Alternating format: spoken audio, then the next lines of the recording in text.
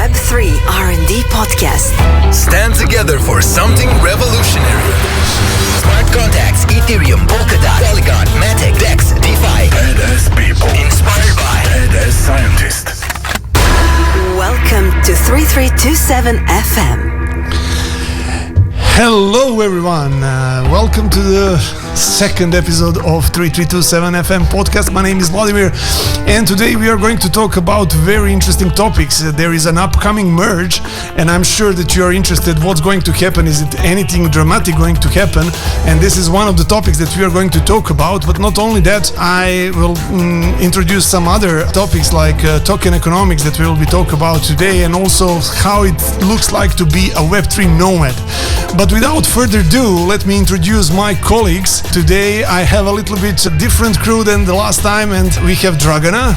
Hi guys, I'm product researcher at 3327. Thank you, Dragana, thank you very much. And we also have two Alexes, Aleksandar 1 and Aleksandar 2. What's up, everyone? Yeah, who is the Aleksandar 1? So, hello, my name is Aleksandar. I'm a token engineer at 3327, and basically my job is to do token engineering and research. Yeah. Hi everyone, I'm Aleksandar also, and I'm senior researcher in 3327, but we all already met in familiar the previous face. episodes. Yes. technology news. Because we read it first. So like before, we are going to start with some technology news, and a lot of things are going on actually in the recent days and in the recent weeks. But we picked up some topics that I think are important for this very moment. And as I said before, one of these topics is upcoming Ethereum merge. It is going to happen in a week or two or something like that. And what I would like to talk about is actually what does it mean? And we can talk about this topic on several different levels. It means the gas fees are going to become lower. We can talk about what does it mean for the environment. We can also talk about how does it reflect to, let's say, layer 2 solutions. We can also talk about how does it reflect to the end users, for example, NFT holders and so on. So these are the topics that I would like to discuss with you guys. So, what do you think? I think, first of all, gas fees are not going to be lower at the moment. But there's a lot of changes, like going from proof of work to proof of stake, basically changing the consensus mechanism, which is quite a big upgrade. I think the Ethereum is the first chain that's done something like this big, so I think it's very interesting. I think we're doing a little bit of, it's gonna, like the yearly issuance of ETH is gonna be way lower, it's gonna be 90% lower. So I think it goes from 4% to 0.4%, which is quite a large amount left out, not emitted. Yeah, that's a great reduction. And would it be reasonable to expect a lower fee as well? Your opcodes have the same gas costs on the Ethereum virtual machine, so nothing changed there. Will the miners request less money because they work basically the same amount of job? I don't think so. So there is no reasonable assumption that will say, yeah, the fees will go down. Does it make sense to maybe leave that for the next phase, for the next big upgrade? Because in 2023 we can expect implementation of sharding, and when this happens, I think it will actually influence the gas fees. Yeah, definitely. Until then, I believe it will be up to the layer 2 solutions for sure, because we are going just to change that overall consensus algorithm, but we will not expand the network capacity, so it will basically be the same. But I mean, at this moment. But I think this is going to be like the event. Like we were measuring time before Christ and after Christ. This is going to be before merge and like after merge. Yep. So I think there are still a lot of unknowns, and I believe a lot of people that are not that much involved in crypto, but do have some tokens and so on, are afraid what is going to happen with their ETHs and so on. So maybe it's good point to explain what will actually happen with Ethereum coins and with ETHs, the one that used to be like POW and the new ones that will be proof of stake. They're going to there will be change, right? It's going to be just the same amount but a different token. So correct me if I'm wrong, but basically they're just going to be moved to another chain, basically to the beacon chain, right? So exactly, all the coins, all the tokens are going to be moved there, and nothing basically changes. Everything keeps going the same, like being the same, but just a different consensus mechanism. That's basically it. The biggest upgrade is switching from proof of work to proof of stake. Yeah. So you will not burn the forest to prove the transaction, but you will have some money staked behind you. Yeah. Yeah. Another question that I ran into was like, is it going to be an overall downtime because of that shift that will happen, or actually what I found out is that not going to be like zero downtime, so it's not going to be any problems at all. But some people are still kind of panicking, I would say. No, there will not be probably downtime because everything is prepared in parallel with the existing chain, so the merge will be ready for switching. It will just be switched at some point, like switching a button. You use a different node at that point, from that point of time. Yeah. Okay, maybe another topic that is also interesting is that how does it influence the existing users in a way? I mean, I know some people who are holding NFTs are actually asking, is it going to? I mean, there is one interesting thing that is going on. It is that ETH proof of work is actually staying. One of the miners, the most influential miners, actually started this initiative so that there will be basically a fork, and the old will be there for a while, but at this time nobody is considering it as something serious, and they believe that, I mean, majority of people believe that this will be something that will die off soon, or at least if it exists it will not be influential and important. But what is the consequence of this is that, for example, if you have your own NFT, you'll have the same NFT on both chains, right? And if this is the case, it opens a little bit of opportunity for scammers to use this. Less educated NFT holders scam into selling maybe on the different chain, or maybe even create some sort of attacks like a replay attack, which is probably not possible in this case because of chain IDs. They're not going to be the same, but nevertheless there are some opportunities for scams. So what do you think about it, guys? I think there's always opportunities for scams. You just have to be smart enough to recognize them. Yeah, wait until the end of the episode to see other topics we'll cover. Yeah, just follow the instructions that the guys from Ethereum will give you, and you should be safe with that. Yeah. I think like the whole like POW chain is not gonna live like long. I think nobody is gonna care at the end of the day for the old chain. I think like if Vitalik says, okay, we are moving to POS, everyone is gonna move to POS, and that's it. Yeah, but it's understandable why the struggle is still there, because miners invested tons of money into graphic cards and other equipment, and they will not let it go that easily. But this merge, proof of stake will finally, as the biggest consequence, bring down the prices of graphic cards, so we can finally play some games. Yeah, I think just one last comment. I think it's gonna end up like Ethereum Classic. Like it exists, but do we really care? Yeah. But in this case, you have a proof of work and proof of stake. That's a lot less costs for running proof of stake. It'll probably go down even faster than Ethereum Classic. Yeah, that's probably. But I think the best thing about the whole merge story is like actually the carbon emissions. They're going to be lowered. I think that's quite important, especially like if we care about the environment. I think it's a really good thing to. What is the difference? It is like 99% of basically all the carbon emissions from proof of work are gonna be basically gone, and all the miners have to do is to validate and like keep their stake unslashed. Yeah, validators are basically using very modest resources, so it's not anything that is significant like that. Yeah, especially with those high electricity costs that are coming, it's the perfect timing. Yeah, almost like planned. Yeah, we are gonna burn those graphic cards to warm ourselves. Burn the wheat. Okay, let's go on. 3327 FM. Okay, next thing that we wanted to talk a little bit about is actually something that is happening in the field of, well, again, scams, or actually something that came out recently on CryptoLeaks, and it is a story about Ava Labs, and the story from one of the guys who was actually a lawyer who cooperated with them. And what happened is that we had an opportunity to see a range of videos, secret videos of this guy talking about how he did some, let's say, at least unethical things towards the competition in order to improve the position of Ava Labs. And now what we have on the other side is that the founder of Ava Labs is actually dismissing these charges. So, Dragana, can you tell us a little bit about it? Yeah, definitely. Well, what I think we saw actually is like how you can use some unethical marketing tools in order to influence any business or any market. In this concrete case, our market, like crypto market.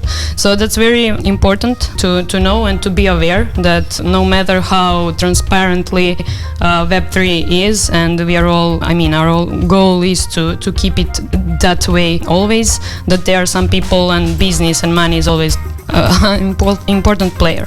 So basically what happened is that chain layer 1 player, Avalanche, and its founder was accused based on Roche Friedman law firm, who was their collaborator years ago, according to their story. They started actually in the same hub, in the same open space, co-working space.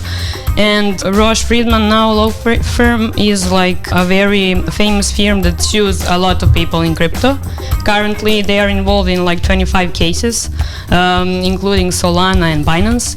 And what actually happened is that both sides actually denied and dismissed the allegations, let's say. In the US, in that legal process, you have one part that is called the discovery. That's a legal process where you can access all the information of the... So you get the documents, you get everything that's there. So basically he was collecting a lot of documents thanks to those class actions actually, and that's how he actually knows a lot on crypto. And plus their reputation is at stake as soon as they are sued, like bad PR. Yeah. So it's a bad position for these companies, right? But is it illegal? It's not illegal, right? This is just something that is maybe not ethical, but not illegal. It's not illegal. He just wanted for some institutional regulatory institutions actually to pay more attention on other solutions instead of Avalanche itself. Yes. So basically it's just unethical. It's nothing's illegal there, but he claimed to be the one who can say, because of me you're not sued so far for the Avalanche. Yeah. So basically it's a conspiracy, I would say. And it can be conspiracy from both sides, from Avalanche to its competitors, or from the other side, from competitors for Avalanche, because actually what happened as a consequence was 11% drop of... But it was only temporary, right? Yeah, it was only temporary. Now it's all fixed, but still it's a raw material still. I don't know. I don't know what is your opinion, guys, but in my opinion, I was watching these videos actually, and it was interesting for me to watch, but it looks like this guy is just bragging. Like this guy is showing off, maybe telling some lies, maybe telling not really the whole truth. I'm not, I have not chosen any side in this process. I'm just watching with the popcorn. But what looks to me is that maybe it's not so much of a fair as it maybe sounded at first. What do you think? Yeah, basically he had many drinks and basically he did some bragging, as we do, as we men do. As we all are all in charge of something, for sure. That's my opinion. And it's always interesting to see how one post or one article from unverified source can affect such a huge decentralized system. So it's really an irony there. Yes, very, very true. And very like true. when it's that big player, like they have $16.5 billion in the market cap, it's gonna affect the whole market, right? So it's a normal thing, and it happens in all industries, as I said. So it's not a surprise. It's just maybe new in crypto world. I'm also wondering how we came to that this guy is recording this guy. That's a good point. Is it something that was planned, or he's questioning him? So it looks like an interrogation. At first I thought it is some sort of court, or maybe a police officer asking him questions. Yeah, it was very convenient. You never know who's recording. Where is your phone? Especially the camera is in front of you. But come on, you do not make conversations like that. I'm not asking you and what happened that day when you were there? And then what? You're not talking to people like that. And then At least not me. Yeah. And then he said that it was taken out of the context. So Yeah. yeah, we'll see about that. Strange, but interesting, and especially interesting that it influenced the token, and it's not, it's not. I mean, it's substantial, like 11%. 3327 FM. Okay, so another news from this previous week is actually something that is more interesting in the sphere of work where we are doing, because we are researchers in Web3. And what happens is that Cardano builder Input Output Global actually invested for $4.5 million of US dollars for blockchain research hub at Stanford University.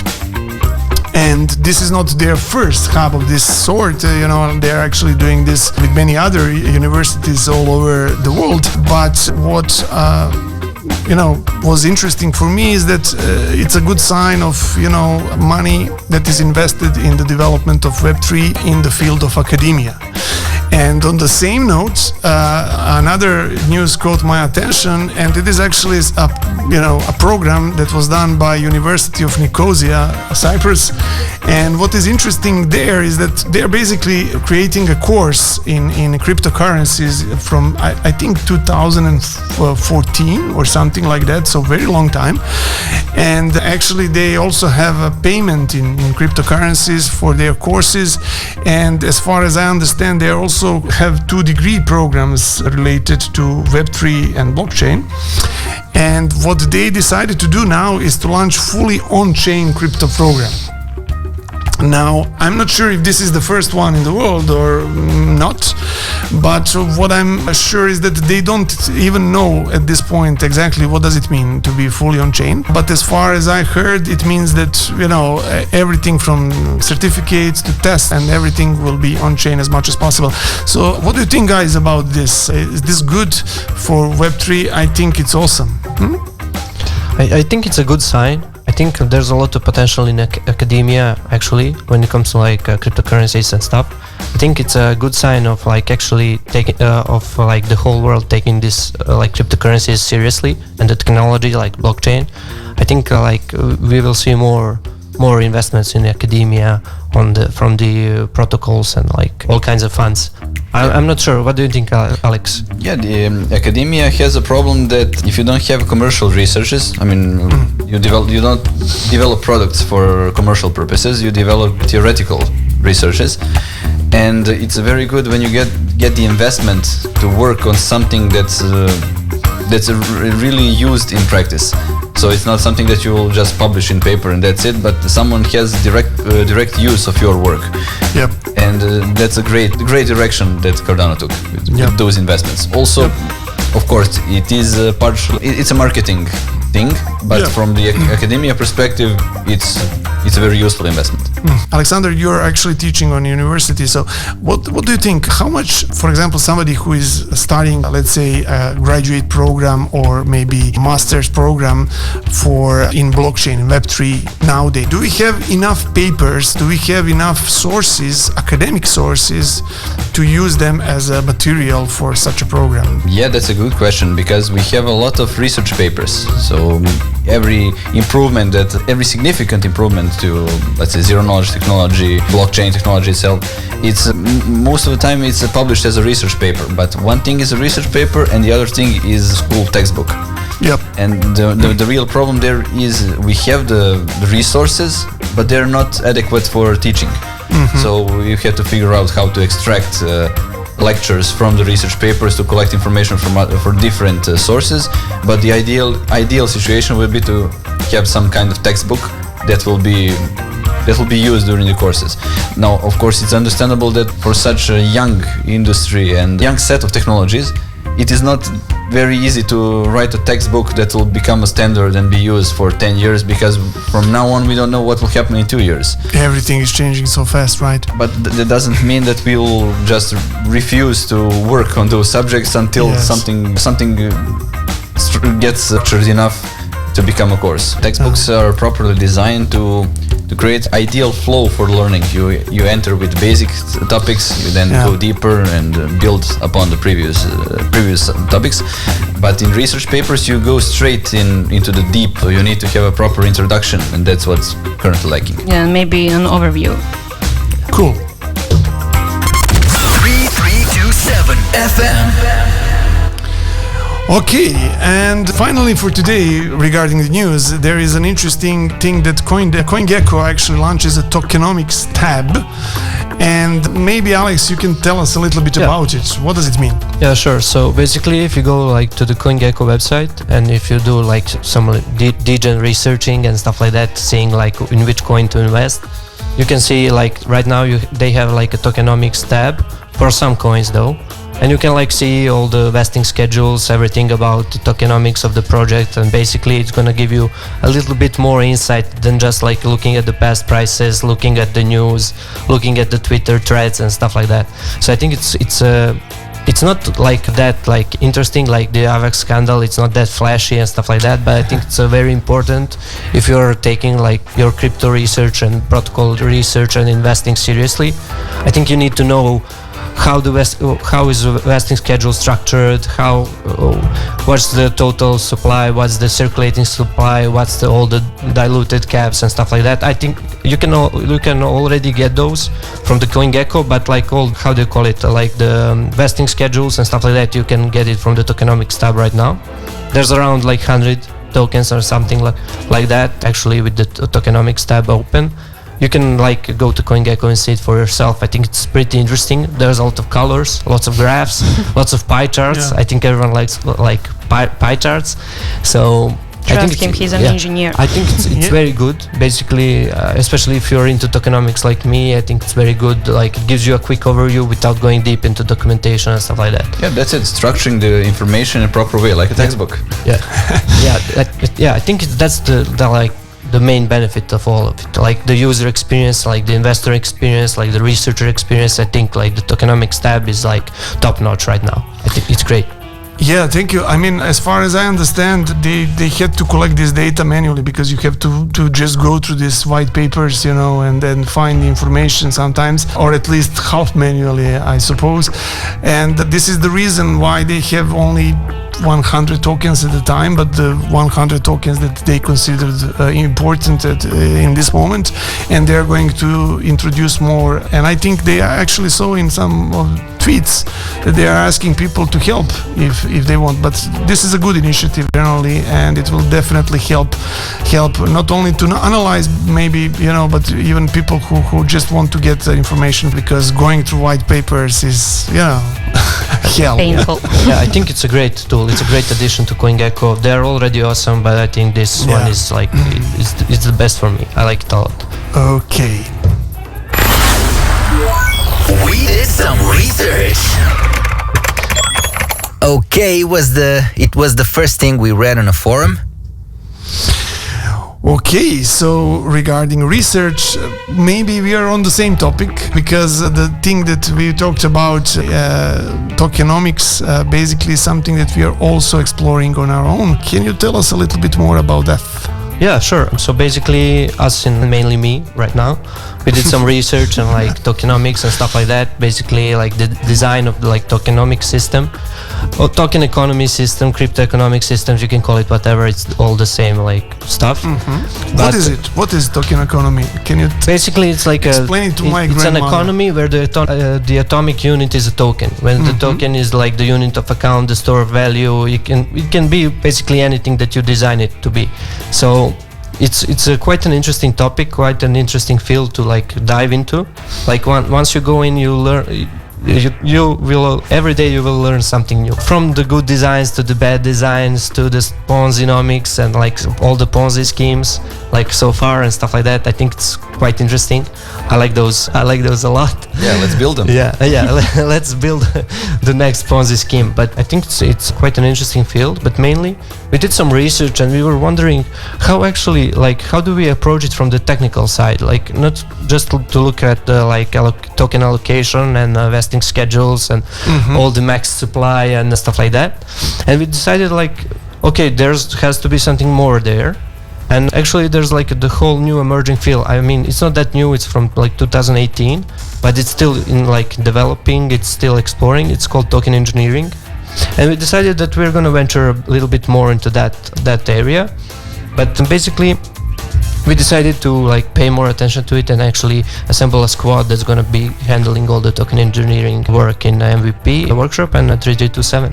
So I think if you guys would like to know a bit more about it, we can talk. I can talk about it for like an hour. But it's not just tokenomics. It's a bunch of like economics, game theory, behavior economics, like micro, like complex systems, stuff like that. If you look at like a complex system design, like a complex adaptive system design, I think it can apply to almost everything. You can like do a model of your relationship with your significant other and like put a bunch of parameters that influence something. I mean, that's a little bit creepy put thing. Some tokens. Yeah, that's like a creepy thing to do. I think you don't need to even put Tonight tokens. we are not going to the cinema. I will give you some tokens instead. Basically, better than I astrology. like that idea. yeah, I think you don't need to include tokens at all. We can like separate it from like we can do like tokenomics and like complex system design. If you're doing like complex system design and game mechanics and stuff like that, you don't need a token. You just need to have like system thinking, system theory, and a lot of mathematic knowledge. I think it's quite an interesting, like when you combine those two, I think we can do a lot, and that's why we decided to dive a bit more into it. So Thanks. 3327 FM. Okay, and another thing that is interesting that we did recently, and I would like to ask another Alex and Dragana about it, is we actually participated in one hackathon, and maybe it's an interesting idea that we have there. So can you tell me a little bit more about it? Yeah, sure. So we were thinking of, we were actually comparing card payment systems with the crypto payment systems, and the one difference that we noticed that was much more convenient when we are talking about card payment systems was the price of the product that equals the price of that you're going to be charged. And when we are talking about crypto payments, that often is not the case, and you always have that uncertainty of the gas fee. And that, in most cases, spoils the fun and can bring us to some problems that Alex decided to solve. Yeah, I'm a big fan of off-chain solutions. So Yeah, that's yes, you are. It's a bit a paradox if I work with blockchain solutions, but everything that can be done off-chain, I think it should be done off-chain. You're using all the power of your computer or a phone instead of using a virtual machine. Yeah, so it's expensive and it's slow. Yeah, so absolutely. Whatever we can do. Yeah, and we decided to do a thing that is not very new, but it's applied in different conditions. Mm-hmm. So we wanted to enable payments using signatures. Mm-hmm. So the seller will show you point of sale terminal with a payment code generated for some service. It can be a coffee, it can be a car, it can be an apartment, whatever. So you scan the code with your phone. You sign a transaction that you're allowing the seller to take money from your account for that specific service in that specific amount. You know you'll be charged explicitly N tokens. In our case, it was a Polygon Matic token. You'll be charged N tokens. You see after the payment is confirmed, you see that your balance is reduced exactly N tokens, and the seller will, of course, introduce fees into the cost, but you don't have any inconvenient expectations that you don't know how much will you pay for the service. And in this case, you don't pay anything that you see that you're paying for the service. You pay exactly the money, the amount that is written on the price tag, and the seller will process that transaction using your signature. Yeah. So basically the seller is actually paying the fees in this case, but what is good about it is actually it reminds me a lot of how the transactions work with credit card transactions. So basically this allows for the sellers to put a price on the, let's say, a website or maybe some even offline service, and you can come and you can use your phone to actually pay, and you will pay that amount of tokens that is written on the price without thinking about any kind of fees, gas and stuff like that. Plus, as far as I understand, it can actually work even offline, right? Because transactions can be actually processed later on. Yeah, beside the price of transaction, which is now in practice zero for the buyer. Another good benefit of the system is the UX. So the UX is designed similar to the card payment applications. So you don't need to see the blockchain in the background. You know that you have deposited a certain amount of tokens on your account. You take your phone out, scan the code, confirm the payment by entering your password to decrypt the signing key.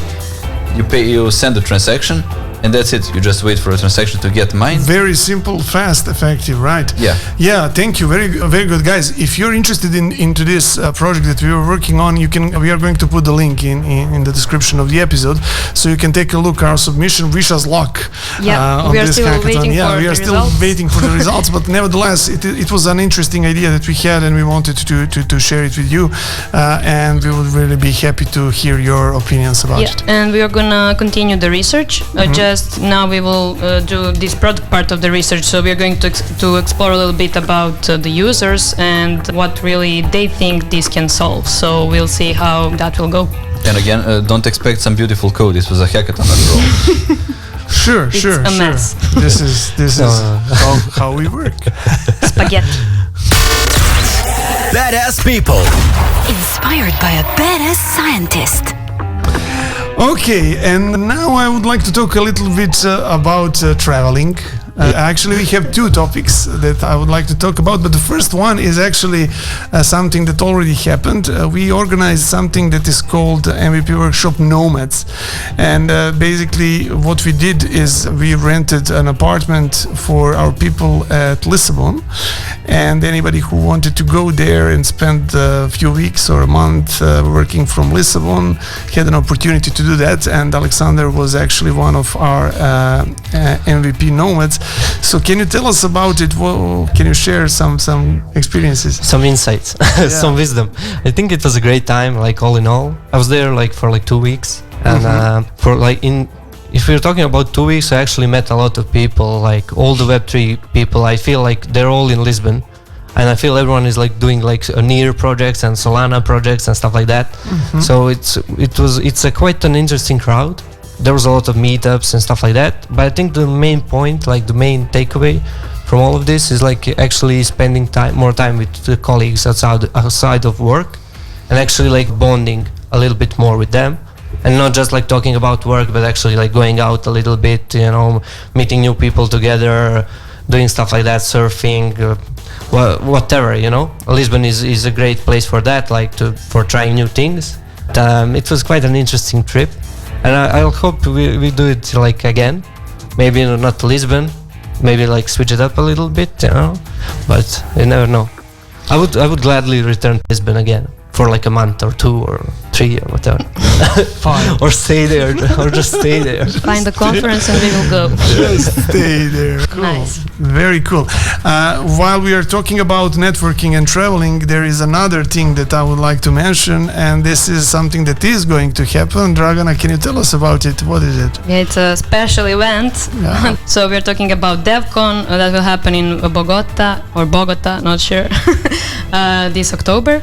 So it's going to be some nomad time for all the 3327 people, because we are all going.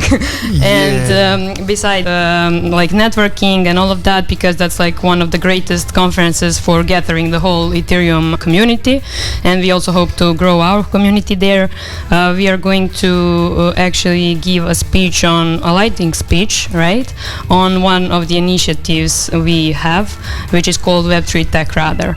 And link in the description. Yes, we will not talk much about it today, but let's say, considering everything we talked about in this episode, about education, about knowledge sharing, about structuring some things and helping people actually grow and work out these fuzzy materials about Web3 in the decentralized information world. We are trying to build this Web3 Tech Radar to help people easily find what technologies they should use in what ecosystem, if I can put it that way. Yeah. It's like a CoinGecko tab, but for like tools. But better. for the tools technology. and platforms and all of that. So we're very excited about it, and yeah. See you there. Guys, if you are coming, let us know and we can meet. We can drink a coffee together Or a beer. Or a beer. Cervezas. Cervezas. We will be very happy. Muchas gracias. We will be very happy to meet you. Definitely. 3327 FM. Okay, so this was it for this second episode of 3327 FM. Thank you for your time. I hope we will see you in Bogota if you're coming. And for the end, the only thing that I can say is this stupid rhyme that I have. And this is like, if you feel this Web3 vibe, please share, like, and subscribe. Badass people inspired by a badass scientist. 3327 FM. Putting the 3 in Web 3.